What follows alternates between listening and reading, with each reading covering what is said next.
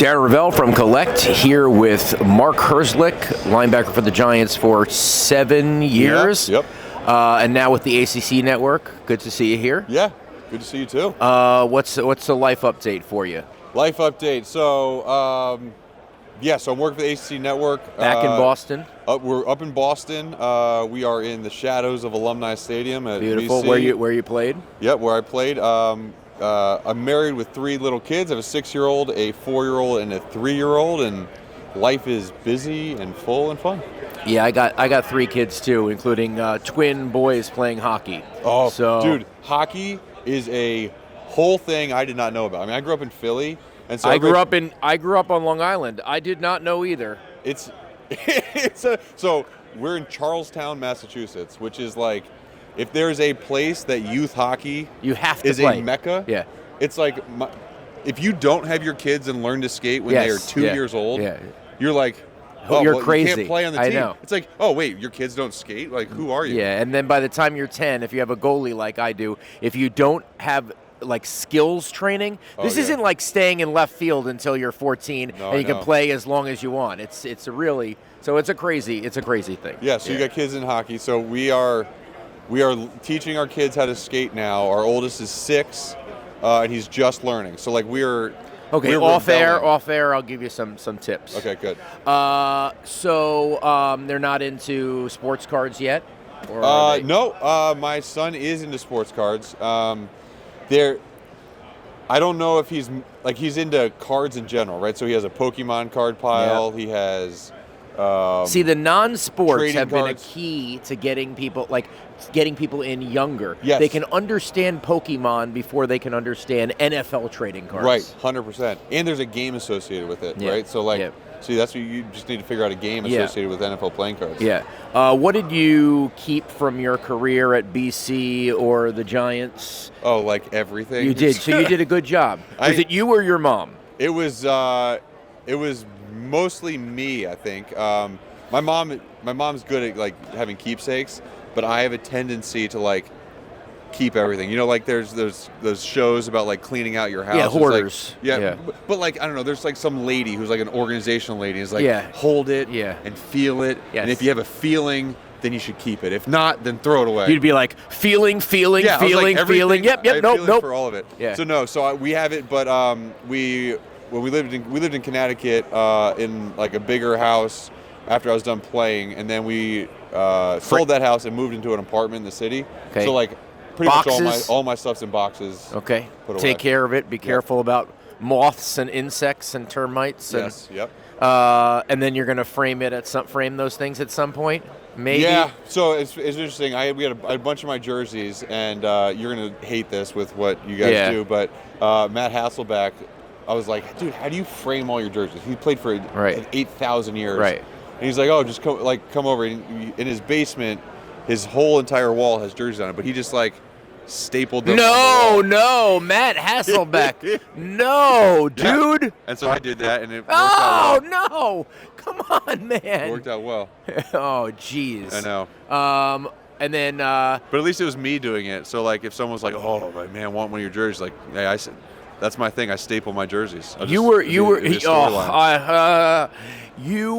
before the era really of jersey swaps. It was like started as you were ending. Maybe? Yeah, they were just starting to discourage it, right? So you used to not have to pay for those, right? You swap your jersey, and they're like, oh, whatever. Like one guy did it, right? And this has set off, by the way, a whole big like waterfall of, okay, now you have to pay us $200 for your jersey, and now everyone's like, okay, I'll just buy my season full of jerseys, and now the teams are like, oh no, now we have nothing. Or there's always a wrestling with, oh no, we're doing this for NFL auction. No, I had a good game. Yeah, that's why we want it for NFL auction. You're like, no, that's why I want it for myself. Yep. You know, that's super so interesting. The politics have really started now. Well, that's right? because it's finding value, right? There's a tangible value in the jerseys, and the players are like, I don't care about that value. I just want to have someone else's jersey. We heard one story where the team auctioned off the jersey on their website, and the player used his name to win it, and they said, no, it's for the fans. He's like, no, I had the highest bid. Yeah. So there's a lot of politics going on. I remember shortly after I left the Giants, there was a whole thing around Eli signing footballs. Was the helmet or the what was the Super Bowl like? The win. It was awesome. I mean, like, it's very interesting because like every year you play football, you're almost always disappointed, right? There's only one team full of 53 guys who are ever accomplish what they set out to accomplish, right? And to have that feeling at the end of the season, and to like, the most like drastic thing was watching the coaches, right? They like grinding so hard. Yeah.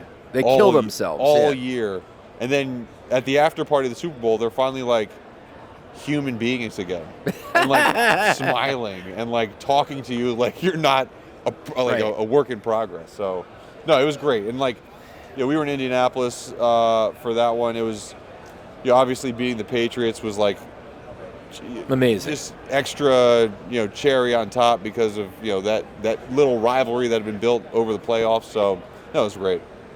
Yeah, that was a good one. I remember that.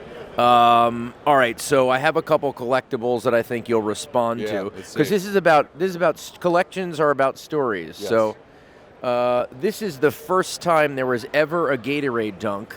That's the ticket to the game on Parcells. So that is one of the only tickets to that game in 1984. Now with the Gatorade dunk, they did that for one game, and then they forgot about it.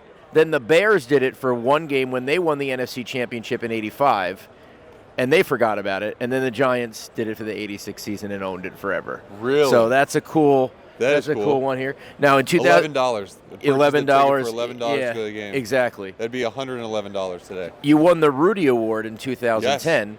This is a parking pass from the Rudy game, signed by Rudy. This is a beautiful piece. This is unbelievable. And then we also have the program from the game where Rudy details his sack on Georgia Tech quarterback Rudy Allen. That is unbelievable.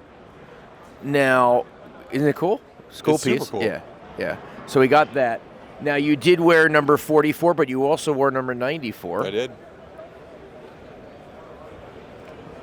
Ooh, is that a Rock jersey?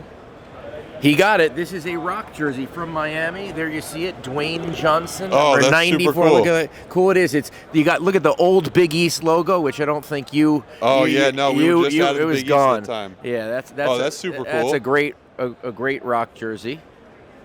Yeah. See the power of this stuff? I love it. We got one of your favorite movies, Any Given Sunday. I saw this on the table when I walked up. I was like Willie Beeman. Yeah, Willie Beeman. LT doing he had the Metrex. Shark. He had the Metrex deal. Remember that commercial and the. Yeah. I reference. I mean, this is by far my favorite football movie ever. And people are like, "Oh, what's like the most realistic football movie?" It kind of fell through the cracks a little bit. I think it did, because you got the great Al Pacino that monologue is amazing when he inches. Yeah. Oh, it's great. I don't know why it did. I think it came out in '99-ish. You want to know why? Why? I think it was a little edgy, and I think people wanted to see football movies as like Remember the Titans and all the. And I think it was great that they didn't use NFL logos, right? Yeah. Like if they were using, you're always like, it's like when there's a president in a movie, and you're like, well, that's not the president. Right. Everyone's like the cool, and you can't find a Sharks helmet. No, and it's and like also too, they're not real teams, but there were real NFL players in it. Yeah. Right. So you're watching Terrell Owens was in that movie, right? Yep. And Under Armour had a huge buy in that movie. That was big. That was as they were coming up. So yeah. That's cool. Well, thanks for doing this. I appreciate it. Sure. And congrats on everything. All right, Darren, man. Appreciate it. Thanks a lot. Awesome.